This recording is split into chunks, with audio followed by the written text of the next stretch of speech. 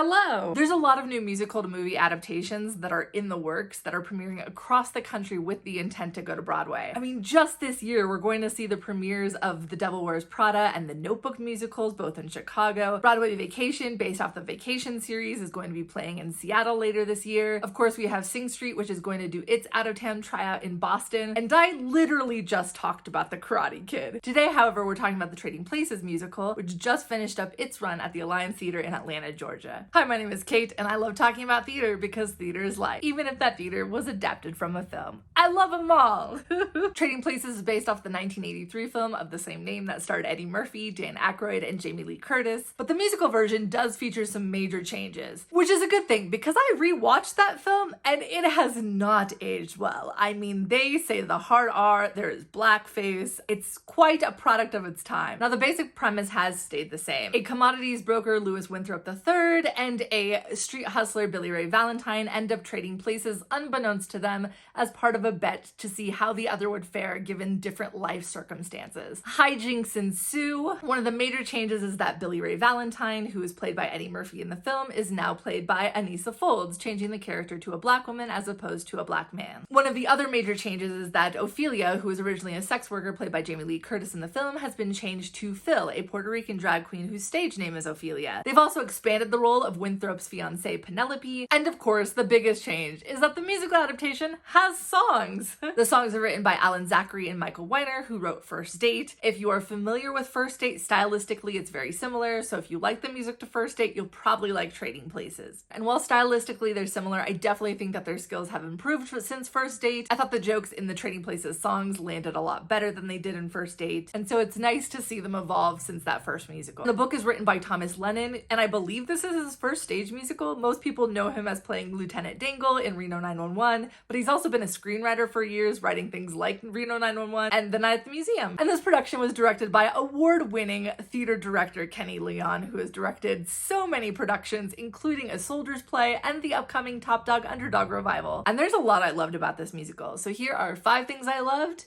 and 1 thing I would change. The first thing I loved about this show is just how funny it was. This musical is laugh out loud hilarious. They do a really great job with the comedy of being over the top and making fun of this time period, but they also do a really great job of tying it back with today and showing how little society has changed. The musical also does a great job of warming the audience up to this style of humor right off the bat. They use a style of narration that breaks the fourth wall, almost similar to an MC at a stand-up comedy show. And the comedy really shines through each of these cast members. The standouts in the cast to me were Bryce Pinkham and Mckenzie Kurtz, who play Winthrop and his fiancée Penelope, and are both hilarious. And I think a lot of that has to do with just the material that they're given. Like, Bryce Pinkham is given this really gorgeous ballad in Act 1 that he performs so sincerely, and yet the lyrics are just so ridiculous, and it kind of perfectly encapsulates this very privileged rich white man who has never had to work a day in his life. It's a character that just could be really easy to hate, and yet Bryce Pinkham does such a great job with him that it's impossible to. Also, the way that they played off of each other was just so thoroughly entertaining. Another highlight of this musical is hands down Kenny Leon's direction. I mean, he's an award-winning director for a reason. Just the attention to detail is absolutely stunning. The transitions between scenes, the movement of each of the scenes, even in the background. Mckenzie Kurtz gets a solo number in Act 1, and there is movement happening behind her as she is singing, and it is just so subtle and so hilarious that it helps to really fill out the scene. So it doesn't feel like that stage is empty. He really helps to bring every single one of those scenes to life. And the pièce de résistance of that entire direction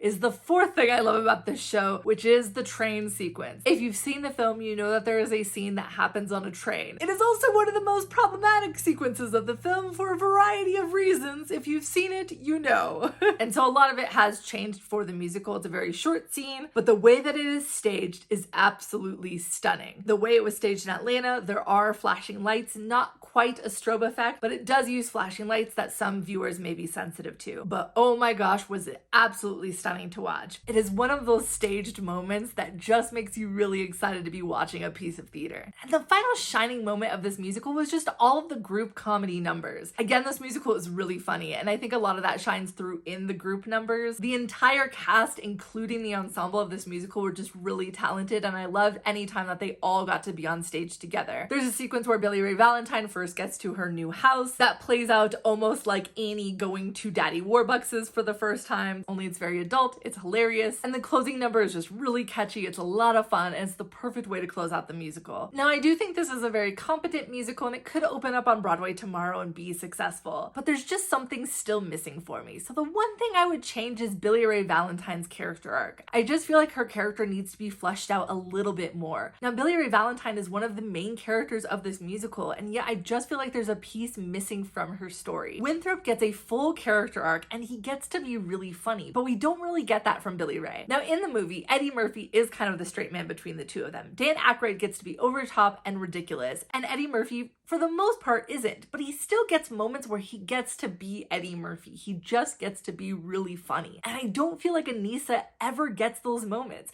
which is too bad because she's really funny. She definitely gets some very comedic lines, but she just doesn't get the comedic songs the same way that Bryce Pinkham does. And overall, the evolution of her character just feels incomplete. For a woman who literally has trust no one tattooed on herself, her evolution to start trusting people is just a little too fast for me. And while the character gets this big 11 o'clock number that Aneesa Folds belts the shit out of, the song just kind of feels unearned, and I feel like we haven't seen enough from her to warrant that big of a number. And in a way, because the rest of the musical is so funny, that number for me just doesn't fit in with the rest of the show. It kind of sticks out. It stops the show. It doesn't move anything forward. I also think a lot of musicals feel like they have to have a big belty 11 o'clock number, and you really don't. It just feels like they were trying to fit a mold of the musical, and ultimately it just didn't work for me. And I definitely feel like some of the other characters get so much more time that I feel would be better spent on one of the leads of your musical and developing them. I really hope that they work on developing that character and giving her a number that ultimately fits the show. However, I think the musical is still highly entertaining. It has some really strong updates from the source material, and while the show is definitely entertaining and fun, it still has something relevant to say to today's audiences. I definitely can't wait to see how the show evolves, and I can't wait to see it again when it's on Broadway. If you saw Trading Places in Atlanta, please let me know what you thought in the comments, and if you haven't already, give this video a like and be sure to subscribe so you can catch all of the upcoming theater content. Thank you for watching. That's the end of my video on Trading Places. Whoa, whoa, whoa, whoa,